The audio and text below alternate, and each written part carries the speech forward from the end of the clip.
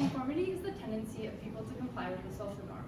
When considering how conformity is influenced by power, it is clear that power increases conformity, can cause individuals to conform to violent actions, and influences the power holder depending on their goal. This is seen through the power of an authority and through group power. In Norman Rockwell's painting, The Holdout, it is clear that the woman shown is uncomfortable because of her tense position and crossed arms. Women are more likely to conform than men because women are more focused on keeping group harmony. Similarly, in a group of 3 or more, conformity increases. This means, in the context of the holdout, the woman is likely to conform to group power, even if it's not the right decision. In an article about neurosensitivity to conflicting attitudes by Kathy Dew, Ethan McCormick, and Eva Tesler, it is explained that adolescents are more likely to incorporate their parents' views in a situation where their own views are conflicted. In high-conformity families, children are more likely to take on a passive role, making them more likely to conform in social situations.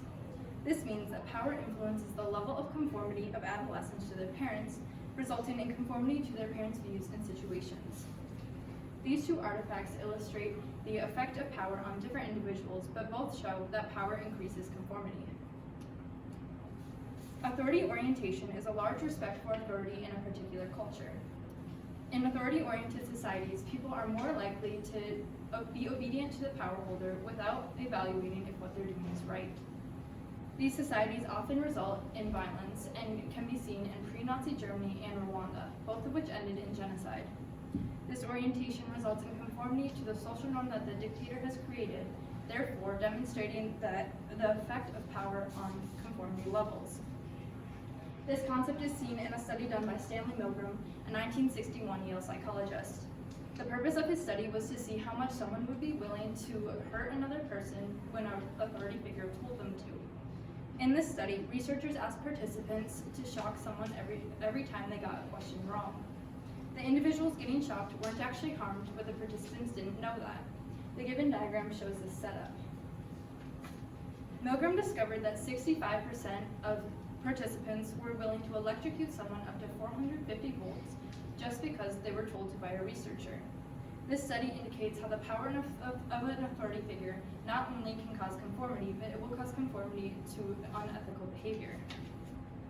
Bertram Raven and John French identified 5 types of power that differ in the amount of conformity they cause and the social situation they appear in. These types of power include reward power, which is driven by the desire for a reward, coercive power, which is a negative form of power that involves retaliation toward the person dependent on the power holder, legitimate power, which is the power to change social norms, referent power, which is a person such as a celebrity influencing others, and expert power, which is the assumption that a person such as a doctor is knowledgeable about their subject. These types of power result in increased conformity, whether because of the desire to belong, for a reward, fear, or the thought that someone is correct. Another experiment done by Solomon Ash resulted in finding that individuals will conform to a group even if the group doesn't have the right answer. This experiment was conducted using groups of 4, but only one person was an actual participant. The group was asked to identify a line identical to the one shown in the diagram. Ash discovered that the participants could be influenced into saying an obviously wrong answer was the right one. This aligns with what appears to be happening in Norman Rockwell's The Holdout as well. 2 of the main reasons people conform are because of informational influence and normative influence. Informational influence is characterized by the desire to be accurate, while normative influence is characterized by the desire to increase positive social outcomes and avoid conflict. Solomon Ash's study and expert power are examples of informational influence, while Stanley Milgram's study, coercive power and reward power, are examples of normative influence. Norman Rockwell's The Holdout and this article written by Kathy Dew depict normative influence as well. This shows that power can trigger these influences and cause conformity. Conversely, in a study done on memory conformity, researchers discovered that in a manager-subordinate relationship, managers tended to conform more.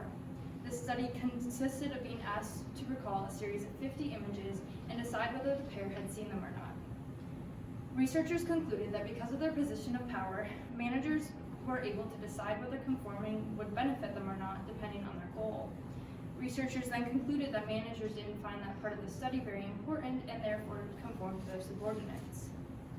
The power holders are influenced by themselves in this situation because their power allows them to pick and choose what to focus their attention on, therefore influencing their conformity level.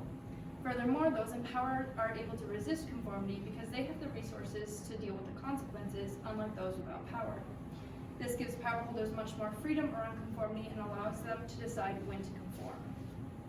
Power overall increases conformity, whether through the in-authority figures, such as the researchers in the Milgram experiment, or through group power, as in the Ash experiment. These ideas are strengthened by the article written by Kathy Yu, as well as Norman Rockwell's holdout. Milgram's study in authority orientation expressed how power can make individuals conform to unethical behavior, and the study done on memory conformity indicates that power holders are able to not only influence others with their power, but they can manipulate the situation to their liking by deciding whether to conform or not. To conclude, power influences conformity by increasing the likelihood of it, producing violent actions in those who conform, and giving power holders the freedom to decide to conform. A couple of questions. Did your research go in a different direction than you originally expected? I think it did because originally I had expected power to just influencing the people without power, but then I discovered the study on memory conformity where it told me that power holders were influenced as well by having more freedom around conformity. Thank you. How was your conclusion in conversation with the body of literature or other research sources that you examined? For the most part, my work agreed with all the sources that I had. I found multiple things about the Ash experiment and Milgram experiment, which I was able to incorporate and connect to my other information. Okay, thank you.